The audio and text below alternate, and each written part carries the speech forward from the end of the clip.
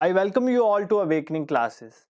आज के इस लेक्चर में हम कंप्यूटर की जो इंपॉर्टेंट एब्रीवेशंस हैं, फुल फॉर्म्स हैं from exam point of view, उन सबको कवर करेंगे।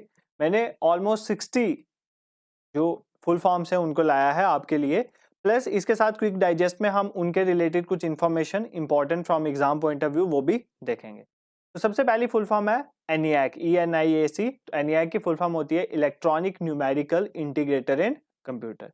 ENIAC वर्ल्ड का पहला general purpose electronic digital computer था और इसको डेवलप किसने करा था? JP एकर्ट और जॉन मॉशली ने। ये आप याद रख सकते हैं।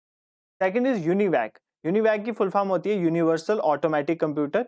ये भी general purpose electronic digital computer था, बट ये कमर्शियली अवेलेबल था, फॉर कमर्शियल पर्पसेस के लिए इसको यूज करते थे। Next is EDSAC, EDSAC। इसकी फुल फॉर्म होती है electronic delay storage automatic calculator. देखो ये आपने वर्ड याद रखना है, कैलकुलेटर। इसमें कैलकुलेटर है, बाकियों में कंप्यूटर है, तो ये कंफ्यूजन के लिए दिया जा सकता है ऑप्शन में। Electronic delay storage automatic calculator, ये क्या है? ये पहला कंप्यूटर था जिसके साथ हमें स्टोरेज कैपेसिटी भी प्रोवाइड की गई थी, तो आप ये याद रख सकते हैं। एडवैक की फुल फॉर्म क्या है? Electronic discrete variable automatic computer, तो ये फुल फॉर्म है एडवैक की। नेक्स्ट JPEG, तो JPEG की फुल फॉर्म है जॉइंट फोटोग्राफिक एक्सपर्ट ग्रुप, तो ये आपको याद रखना। Next is BCD। BCD stands for binary coded decimal. BCD की फुल फॉर्म है बाइनरी कोडेड डेसिमल और इसको डेवलप करा था IBM। IBM भी याद रख सकते हो, इंटरनेशनल बिजनेस मशीन।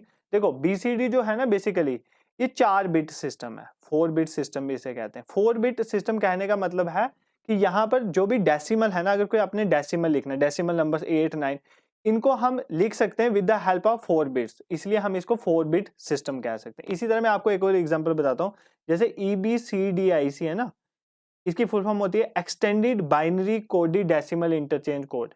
ये एक 8 बिट वाला सिस्टम है, मतलब इधर अगर हमने किसी डेसिमल को लिखना है तो हम उसके लिए 8 बिट का यूज करें। आपको बिट पता है ना, बिट का मतलब होता है 0 या 1, तो बिट का मतलब होता है 0 या 1, तो आप ऐसे याद रख सकते। Next is SMPS। SMPS की फुल फॉर्म होती है switch mode power supply, switch mode power supply. ASCII, इसकी फुल फॉर्म होती है American standard code for information interchange. ASCII की फुल फॉर्म क्या होती है? American standard code for information interchange. ABCDIC मैंने आपको बता दिया, extended binary code decimal interchange code को बोलते हैं। अब next is HTML and HTTP। देखो HTML क्या है? हाइपर टेक्स्ट मार्कअप लैंग्वेज है। लैंग्वेज है मतलब रिटर्न पर्पस के लिए यूज किया जाता है। और ये जो हाइपर टेक्स्ट मार्कअप लैंग्वेज है ना, इसका यूज होता है जब भी आप वेब पेजेस पे लिखते हो ना, आप इस लैंग्वेज की हेल्प से लिखते हो। तो वेब में आप मतलब इंटरनेट में अगर आपको लिखना है तो आप किस लैंग्वेज का यूज करोगे? Hyper text markup language. जैसे SQL होता है, स्ट्रक्चर्ड क्वेरी लैंग्वेज, इसको भी याद रखो। स्ट्रक्चर्ड क्वेरी लैंग्वेज, आप डाटाबेस बनाना होता है माइक्रोसॉफ्ट एक्सेस में, MS एक्सेस में, जब आपने डाटाबेस क्रिएट करना है उसमें जो लैंग्वेज यूज करते हो आप, स्ट्रक्चर्ड क्वेरी लैंग्वेज। इसी तरह आपने जब इंटरनेट में वेब पेजेस में कुछ भी लिखना है तो आप HTML का यूज करते हो। Next is HTTP, hyper text transfer protocol. देखो प्रोटोकॉल क्या होते हैं? एक सेट ऑफ रूल्स या इंस्ट्रक्शन जो फॉलो करनी पड़ती हैं किसी कंप्यूटर को नेटवर्किंग में। तो अगर आप इंटरनेट में कुछ भी काम कर रहे हो, कुछ भी ट्रांसफर कर रहे हो, तो उसमें जो प्रोटोकॉल फॉलो होता है that is known as hypertext transfer protocol. तो ये डाटा कम्युनिकेशन के लिए है फॉर वर्ल्ड वाइड वेब, और HTTP को backbone of world wide web को भी कहते हैं। तो WWW की भी फुल फॉर्म आपने कवर कर दी, वर्ल्ड वाइड वेब। ठीक है। Next is JAR। JAR की फुल फॉर्म होती है जावा आर्चीव। जावा आर्चीव बेसिकली किस लिए यूज की जाती है? जब बहुत सारी फाइल्स हैं, अगर आपने उनको एग्रीगेट करना है एक फाइल में, तो आप जावा आर्चीव का यूज करते हो। ठीक है। और यहां से मैं एक और फैक्ट बता दूं, जावा जो लैंग्वेज है ना, वो इंटरनेट रिलेटेड लैंग्वेज है।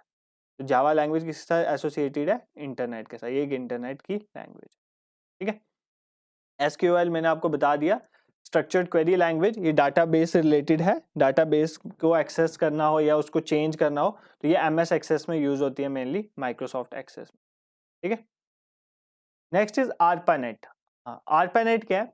Advanced research project agency network. देखो ARPANET USA ने बनाया था उनकी यूनिवर्सिटीज और डिफेंस पर्पसेस के लिए, और ये वर्ल्ड का पहला इंटरनेट भी इसी को कहते हैं। तो इसी को बाद में मॉडिफाई करके इंटरनेट बना था। तो ये US बेस्ड था ARPANET। ये इसको बोलते हैं first public packet switch computer network. तो ये पहला कंप्यूटर नेटवर्क था, public packet switch computer network से कहते हैं आरपानेट, और बाद में यही से कंसेप्ट लेके इंटरनेट डेवलप हुआ था। तो आरपानेट की फुल फॉर्म आपको पता होनी चाहिए, ASCII ये हो चुका है, American standard code for information interchange. ठीक है, next is blind carbon copy, BCC stand for blind carbon copy. एक CC भी होता है जिसको बोलते हैं कार्बन कॉपी। देखो ये ईमेल रिलेटेड है। देखो अब मैं आपको कैसे समझाता हूँ। देखो कार्बन कॉपी, तो जब आप किसी को मेल भेजते हो, आपने 10 लोगों को मेल भेजी है, अगर आप चाहते हो कि सिर्फ उन तक मेल पहुंचे, उनको नहीं पता चले कि बाकी किसी को भी मेल गई है, तो वो ब्लाइंड कार्बन कॉपी होती है। और अगर सपोज करो मैंने 10 को मेल भेजनी है और हर एक को पता चल जाए कि बाकी किन 9 को मेल गई है, वो होती है कार्बन कॉपी। आई होप आपको ये कार्बन कॉपी और ब्लाइंड कार्बन कॉपी का कंसेप्ट समझ आया होगा। Next full form is GIF। तो GIF की फुल फॉर्म होती है, GF नहीं है, GIF है। इसकी फुल फॉर्म होती है ग्राफिक्स इंटरचेंज फॉर्मेट, आपने याद रखना। Next is GUI। GUI stand for graphical user interface. अब ग्राफिकल यूजर इंटरफेस, पहली बात इसको बनाया था Xerox कॉर्पोरेशन ने। ठीक है, Xerox कॉर्पोरेशन ने बनाया था 1970 में, आपने याद रखना है। GUI बहुत इंपॉर्टेंट है। देखो होता क्या, GUI एक ऐसा कंप्यूटर का प्रोग्राम है ना, जो आपको हेल्प करता है कंप्यूटर के साथ इंटरेक्ट करने में with the help of pointing devices, जैसे माउस वगैरह हो गया। ठीक है, पॉइंटिंग डिवाइसेस की हेल्प से आप कर सकते हो, कोई सिंबल्स की हेल्प से आप कंप्यूटर के साथ इंटरेक्ट कर सकते हो। ठीक है, देखो पहले क्या होता था, इनिशियली GUI नहीं होता था, वो होता था CUI। CUI की फुल फॉर्म होती थी करेक्टर, ये भी आप याद रख सकते हो, एग्जाम पॉइंट ऑफ व्यू से इंपॉर्टेंट है। इसकी फुल फॉर्म होती है करेक्टर यूजर इंटरफेस। क्या, करेक्टर यूजर इंटरफेस, पहले ये होता था। इसमें क्या होता था, आपको टेक्स्ट लिखना पड़ता था कंप्यूटर के साथ इंटरेक्ट करने के लिए। बट बाद में जब माउस वगैरह आ गया, तो माउस वगैरह क्यों, हम पॉइंटिंग डिवाइस की हेल्प से कंप्यूटर के साथ इंटरेक्ट कर सकते हैं ना, वो फीचर ग्राफिकल यूजर इंटरफेस में है। ठीक है, वो करेक्टर यूजर इंटरफेस में नहीं है। करेक्टर यूजर इंटरफेस में टेक्स्ट की वजह से ही आप इंटरेक्ट कर सकते थे कंप्यूटर के साथ। ठीक है, next full form is MSR। MSR की फुल फॉर्म होती है मैग्नेटिक स्ट्रिप रीडर। MSR को यूज किया जाता है अगर आपने क्रेडिट कार्ड की इंफॉर्मेशन को पढ़ना है, उसके लिए मैग्नेटिक स्ट्रिप रीडर का यूज किया जाता है। इसी तरह MICR होता है मैग्नेटिक इंक करेक्टर रिकॉग्निशन। आप इसकी फुल फॉर्म देख सकते हो, मैग्नेटिक इंक करेक्टर रिकॉग्निशन। इसको चेक्स में यूज किया जाता है। चेक में अगर आपको चेक को स्टडी करना है, उसकी ऑथेंटिसिटी, तो MICR का यूज किया जाता है। उसी तरह ऑप्टिकल करेक्टर रिकॉग्निशन। ठीक है, ऑप्टिकल करेक्टर रिकॉग्निशन जो है, इसको आप यूज कर सकते हो अगर कोई डॉक्यूमेंट है, उनको स्कैन डॉक्यूमेंट है, उनको रिकॉग्नाइज करने के लिए वो ऑथेंटिक हैं कि नहीं है, तो ऑप्टिकल करेक्टर रिकॉग्निशन का यूज कर सकते। इसको ICR भी कहते हैं, इंटेलिजेंट करेक्टर रिकॉग्निशन भी कहते हैं, क्योंकि ये सबसे इंटेलिजेंट माना जाता है इन सब में।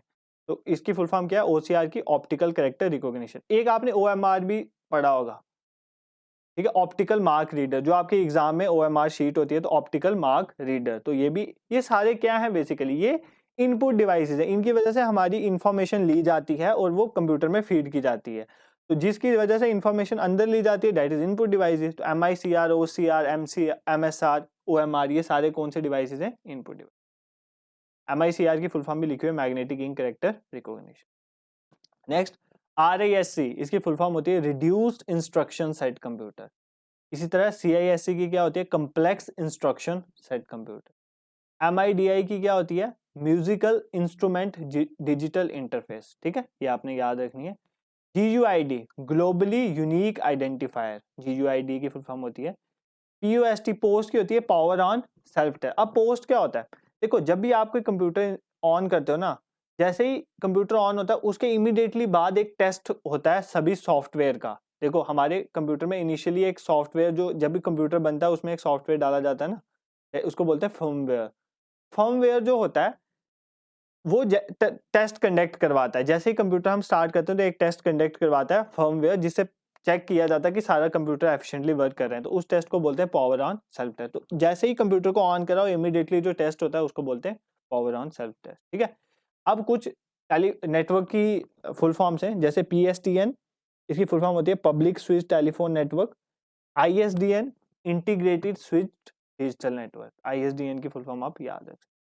PDA, personal digital assistant. ठीक है, नेक्स्ट AGP। AGP की फुल फॉर्म होती है एक्सेलरेटेड ग्राफिक्स पोर्ट, ठीक है। RARP की फुल फॉर्म होती है रिवर्स एड्रेस रेजोल्यूशन प्रोटोकॉल, ठीक है, रिवर्स एड्रेस रेजोल्यूशन प्रोटोकॉल। आप ये 1 2 3 बार देखोगे ना तो आपको ये लर्न हो जाएंगी। ADSL, देखो DSL की फुल फॉर्म पहले पूछता है, that is digital subscriber line. तो ये क्या होता है बेसिकली, आपने अगर किसी से नेटवर्क लेना है ना, सपोज करो आपने इंटरनेट नेटवर्क लेना है, तो आप सब्सक्राइबर वाले को कॉल करते हो तो वो आपको नेटवर्क प्रोवाइड कर देता है, that is known as digital subscriber line. और अगर उसके पीछे ए है तो एसिमेट्रिक डिजिटल सब्सक्राइबर लाइन, तो ये नेटवर्किंग रिलेटेड है। आईपी इज इंटरनेट प्रोटोकॉल, मैंने कहा प्रोटोकॉल एक सेट ऑफ रूल्स होते हैं जो किसी भी सिस्टम को फॉलो करने पड़ते हैं, ठीक है। अगर वो इंटरनेट रिलेटेड प्रोटोकॉल है that is IP, internet protocol. इसी तरह ट्रांसमिशन संबंधित, जब आप इंफॉर्मेशन को ट्रांसमिट कर रहे हो उसके लिए भी एक प्रोटोकॉल है, that is transmission control protocol, ठीक है। एफटीपी की फुल फॉर्म होती है फाइल ट्रांसफर प्रोटोकॉल, ये आप याद रख सकते हो। RATS regressive analysis time series, RATS की फुल फॉर्म आप याद रख सकते हो। VGA वीडियो ग्राफिक्स अरे, वीडियो ग्राफिक्स अरे, वीडियो आपको पता ही है घरों में, वीडियो विजुअल डिस्प्ले यूनिट, ठीक है। अनइंटरप्टेड पावर सप्लाई होती है UPS, ये आपको पता है आपके कंप्यूटर के साथ लगा होता है ताकि अगर लाइट चली जाए तो पावर सप्लाई मेंटेन रहे, तो अनइंटरप्टेड पावर सप्लाई के लिए UPS। SNMP ये भी एक प्रोटोकॉल है, सिंपल नेटवर्क मैनेजमेंट प्रोटोकॉल, ठीक है। अब SAN storage area network, SAN की फुल फॉर्म होती है स्टोरेज एरिया नेटवर्क। देखो यहाँ पर मैं आपको कुछ फुल फॉर्म बता देता हूँ नेटवर्क के रिलेटेड। एक होती है PAN, पर्सनल एरिया नेटवर्क, जैसे आप ब्लूटूथ वगैरह यूज करते हो तो ये भी एक तरह का नेटवर्क है, ठीक है, लेकिन ये स्मॉल एरिया में होता है, that is known as personal area network. एक होता है मैन, मैन होता है मेट्रोपॉलिटन एरिया नेटवर्क। जैसे अगर आपने सपोज करो एक सिटी में अगर आपने नेटवर्क देना है तो आप मेट्रोपॉलिटन एरिया नेटवर्क की हेल्प से देख सकते हो, ठीक है। एक होता है वाइड एरिया नेटवर्क, मतलब आपने बहुत बड़े एरिया को कनेक्ट करना, जैसे एक कॉन्टिनेंट को दूसरे कॉन्टिनेंट के साथ कनेक्ट करना है तो आप वैन का यूज करते हो। यही वैन ही बेसिकली इंटरनेट है, क्योंकि इंटरनेट में भी तो आपने वर्ल्ड को ही कनेक्ट करा हुआ। तो पैन होता है जब आप अपने ही लेवल पे सुनते हो, जैसे ब्लूटूथ पर्सनल के लिए। एक लैन भी होता है लोकल एरिया नेटवर्क, मतलब थोड़े से एरिया में, जैसे सपोज करो एक घर है उसके आगे पीछे सराउंडिंग के 2 3 घर लगा लो, मतलब 8, एक जैसे बैंक है, सपोज करो बैंक है, बैंक के अंदर 8 10 कंप्यूटर होंगे ना, उनको जोड़ने के लिए आप लैन का यूज करोगे, लोकल एरिया नेटवर्क। अगर आपने मेट्रोपॉलिटन एरिया नेटवर्क कहाँ पे आ जाएगा, जैसे एक सिटी में आपने अगर आपने देखा होगा ना केबल आता है, तो केबल वगैरह वाला नेटवर्किंग जो है वो मैन के थ्रू चल सकता है उतने एरिया में। वाइड एरिया नेटवर्क तो इंटरनेट पूरे पूरे कॉन्टिनेंट को जोड़ता है। और personal area network personal purposes के लिए आप देख सकते हो, जैसे ब्लूटूथ वगैरह डिवाइसेस हो गए उसमें। तो ये 4 फुल फॉर्म आपने याद रखनी। नेक्स्ट IMEI, तो इंटरनेशनल मोबाइल इक्विपमेंट आइडेंटिटी, ठीक है। IMEI नंबर होता है बेसिकली, ये आपकी आइडेंटिटी को डिफाइन करने के लिए होता है। DBMS stand for database management system, आपके डाटाबेस के related management system is DBMS। Next CMOS stand for complementary metal oxide semiconductor. तो MOS भी आपको पूछ सकता है एग्जाम में, MOS stand for metal oxide semiconductor, अगर C लगा दिया है तो complementary metal oxide semiconductor. Next is CDAC, CDAC भी कहते हैं, centre for development of advance computing. तो एडवांस कंप्यूटिंग के लिए जो सेंटर है डेवलपमेंट के लिए वो CDAC है। और इसकी मैं इंपॉर्टेंट आपको बता दूं कि जो हमारा इंडिया का पहला सुपर कंप्यूटर था ना, सुपर कंप्यूटर फास्टेस्ट कंप्यूटर माने जाते हैं, वो था परम, ठीक है। परम इंडिया का पहला सुपर कंप्यूटर था, और वो किसने बनाया हुआ है, CDAC ने ही बनाया हुआ, ठीक है, CDAC ने बनाया हुआ। और अगर वर्ल्ड का पहला पूछा जाए कौन सा है सुपर कंप्यूटर, तो वो क्रे है, क्रे 1 जिसे कहते हैं। इसको सर थेमन आर क्रे ने बनाया था 1976 में, तो ये वर्ल्ड का पहला है, ठीक है। EBCDIC की फुल फॉर्म बता चुके हैं, extended binary coded decimal interchange port.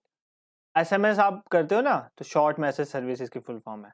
CAD is computer aided design, CAM is computer aided manufacturing. तो ये बेसिकली यूज करते हैं जैसे डिजाइन वगैरह बनाने के लिए, ऑटोकैड वगैरह में यूज होता है इसका, ठीक है। CCFL की फुल फॉर्म होती है cold cathode fluorescent lamp. CFL आपको पता है ना, कैथोड फ्लोरोसेंट लैंप, तो कोल्ड कैथोड फ्लोरोसेंट लैंप। अब एक होती है CDMA की फुल फॉर्म होती है कोड डिवीजन मल्टीपल एक्सेस। क्या होती है, कोड डिवीजन मल्टीपल एक्सेस। अगर W लगा दिया तो wide band code division multiple access, तो आपने दोनों ही याद रखनी। डीपी की फुल फॉर्म होती है डिस्प्ले करो पिक्चर को। आपको पता है ना, हम इसकी डीपी, मैंने अपनी फेसबुक में डीपी रखी है या व्हाट्सएप की ये डीपी है, तो डीपी मतलब होता है डिस्प्ले पिक्चर। आपने डीपी डीपी बड़ा सुना होगा, लेकिन फुल फॉर्म आपको मे बी याद हो, डिस्प्ले पिक्चर होती है फुल फॉर्म। वाईफाई की फुल फॉर्म होती है वायरलेस फाइडेलिटी। पीडीएफ जो आप एक दूसरे को भेजते हो पीडीएफ में, जो मैं भी शेयर करूंगा टेलीग्राम ग्रुप में, तो पीडीएफ की फुल फॉर्म होती है पोर्टेबल डॉक्यूमेंट फॉर्मेट। ठीक है। URL, URL is uniform resource locator. ये आपकी नेटवर्किंग में आपके ईमेल को ढूंढने के लिए या किसी भी आपको ढूंढने के लिए यूज किया जा सकता है। ठीक है। हर एक पर्सन के जो नेटवर्क होता है उसका बेसिकली यूआरएल होता है, तो उसको बोलते हैं uniform resource locator. SIM, SIM जो होती है, आप जो सिम यूज करते हो उसका होता है subscriber identity module. ATM, automatic teller machine, इसको एसिंक्रोनस ट्रांसफर मोड भी कहते हैं। ये दोनों ही फुल फॉर्म्स ATM के लिए यूज की जाती है। वायरस, एक कंप्यूटर वायरस की बात हो रही है, कोरोना वायरस नहीं है। वायरस होता है vital information resource under seize, मतलब इसकी फुल फॉर्म में ही इसकी डेफिनेशन है कि जब आपकी कोई इंपॉर्टेंट इंफॉर्मेशन सीज कर दी जाए किसी और द्वारा, तो that condition is known as virus. ये वायरस जो टर्म है ना, ये दी थी फ्रेड कोहिन ने, तो आप ये याद रख सकते हो, फ्रेड कोहिन ने ये टर्म दी थी। और अगर आपको पूछा जाए 1985 में दी थी ये टर्म। पहला नेटवर्किंग वायरस, सबसे पहला वायरस कौन सा था नेटवर्क रिलेटेड वायरस, उसका नाम था क्रीपर, और ये पेपर में क्वेश्चन पूछते हैं, उसका नाम था क्रीपर। और पहला पर्सनल वायरस कौन सा था, पर्सनल कंप्यूटर वायरस, पर्सनल मतलब पर्सनल कंप्यूटर में जो पहला वायरस आया था उसका नाम था एल्क्लोनर। तो ये दो फैक्ट भी आप याद रख सकते हो, पहला नेटवर्किंग वायरस क्रीपर, पहला personal computer virus that is Elk Cloner. Next is GPRS, general packet radio service. HDMI, high definition multimedia interface. MAN is metropolitan area network, तो पैन वैन लैन ये भी मैंने आपको इसके साथ ही कवर कर दिया। तो this is all about important full forms regarding computer, जो कि एग्जाम में बहुत बार पूछी जाती हैं। ठीक है। अगर आप हमारे चैनल में नए आए हैं, तो अगर आपको कंटेंट पसंद आ रहा है, आप चैनल को सब्सक्राइब करें। आप हमारे चैनल के प्लेलिस्ट को विजिट कर सकते हैं। हमने JKSSB VLW के लिए टारगेट बैच भी स्टार्ट करा है, और भी हम डिफरेंट एग्जाम्स ओरिएंटेड पढ़ाते हैं। जैसे हमने इंडियन पॉलिटी की लेक्चर सीरीज शुरू की है, फ्रीडम स्ट्रगल, जनरल साइंस। एक बार आप प्लेलिस्ट देख लें, अगर आपको जो अपनी जरूरत के हिसाब से चीजें आप वो वहां से कैरी ऑन कर सकते हो। दूसरा टेलीग्राम ग्रुप है हमारा, जिसका लिंक डिस्क्रिप्शन में डाल दूंगा, वहां पर हम इसकी PDF शेयर कर देंगे, प्लस वहां डेली क्विज भी होता है 8 बजे, आप उसको ज्वाइन कर सकते हो। Thank you so much for watching.